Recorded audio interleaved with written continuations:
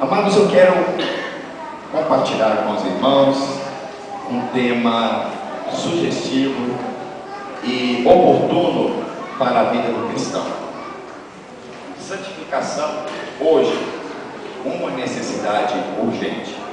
Santificação, hoje, uma necessidade urgente. Colossenses capítulo 3, todo o capítulo. Irmãos, vamos colocar em pé para a leitura do texto bíblico. Colossenses 3 diz assim: portanto, já que vocês ressuscitaram com Cristo, procurem as coisas que são do alto, onde Cristo está sentado à direita de Deus. Mantenham o pensamento nas coisas do alto e não nas coisas terrenas, pois vocês morreram e agora a sua vida está escondida com Cristo em Deus.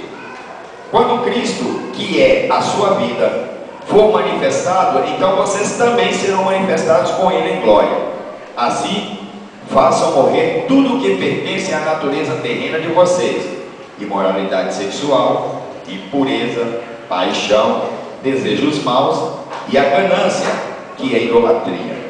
É por causa dessas coisas que vem a ira de Deus sobre os que vivem na desobediência, as quais vocês praticaram no passado, quando costumavam viver nelas.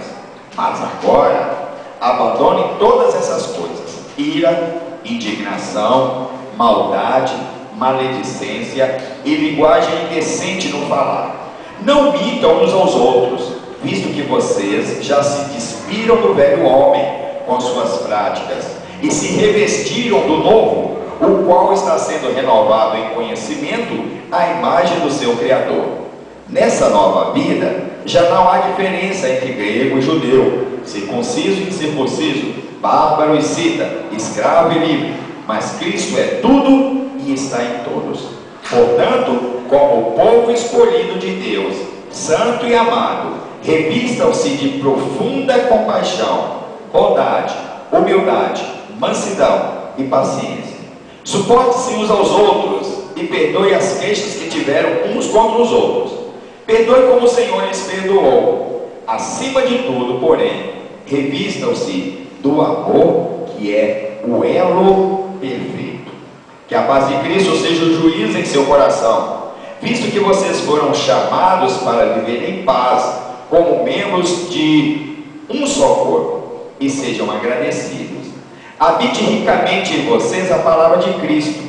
Ensinem e aconselhem-se uns aos outros com toda a sabedoria, e cantem salmos, hinos e cânticos espirituais com gratidão a Deus em seu coração.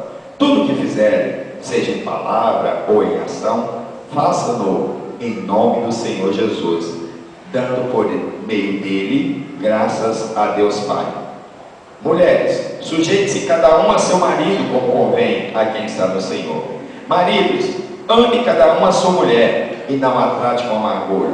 Filhos, obedeçam aos seus pais em tudo, pois isso agrada ao Senhor. Pais, não irritem seus filhos, para que eles não desanimem. Escravos, obedeçam em tudo a seus senhores terrenos, não somente para agradá-los quando eles estão observando, mas com sinceridade de coração, pelo fato de vocês temerem o Senhor. Tudo que o fizerem, façam de todo o coração, como para o Senhor e não para os homens, sabendo que receberão do Senhor a recompensa da herança. É a Cristo, o Senhor, que vocês estão servindo. Quem cometer injustiça, receberá de volta injustiça, e não haverá exceção para ninguém. Que Deus nos abençoe. Portanto, já que vocês ressuscitaram com Cristo, procure as coisas que são do alto, onde Cristo está sentado à direita de Deus. Mantenha o pensamento nas coisas do alto e não nas coisas terrenas.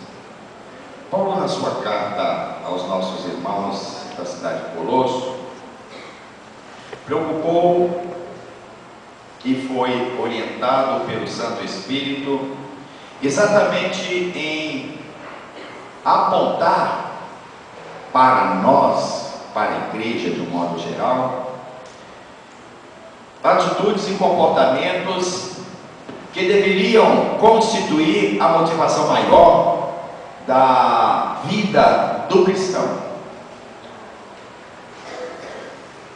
E nós podemos observar, através do texto que compartilhamos, de que o apóstolo estava, parece que, vivendo os nossos dias.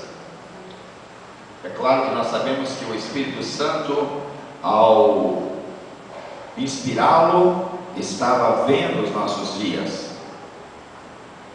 porque estamos atravessando ocasiões em que o texto que nós compartilhamos se torna tão real, presente e atual, que nos faz pensar que Paulo estivesse vivendo no ano de 2010, no terceiro milênio. E por isso, meus amados irmãos, esse texto, se bem que escrito há 2000 anos atrás, é absolutamente moderno e para os nossos dias. E ele nos leva inexoravelmente a verificar talvez algumas das grandes necessidades da igreja pós-moderna. E talvez você até estivesse indagando: por quê? Que grande necessidade. E nós, com certeza, ao usarmos a nossa capacidade racional, intelectiva, podemos depurar do texto que compartilhamos.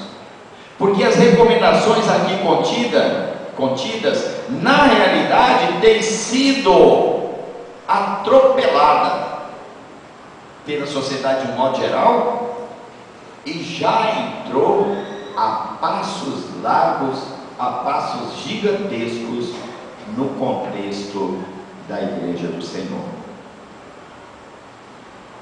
Tive informações, meus amados irmãos, que numa igreja da nossa, durante o sermão, alguém utilizou as dependências usadas para a escola bíblica dominical para se relacionarem sexualmente, e outra tomava conta da porta para que os diáconos não chegassem. Isto foi um fato bem recente. E a gente pode observar que o atropelo às questões de ordem moral, de ordem espiritual, as questões de ordem principalmente do comportamento, se tornaram obsoletos, se tornaram inadequados, inapropriados para a atuação da sociedade chamada de pós-moderna. Estamos vivendo os dias do tudo poder, e tudo poder no sentido de não encontrar limites.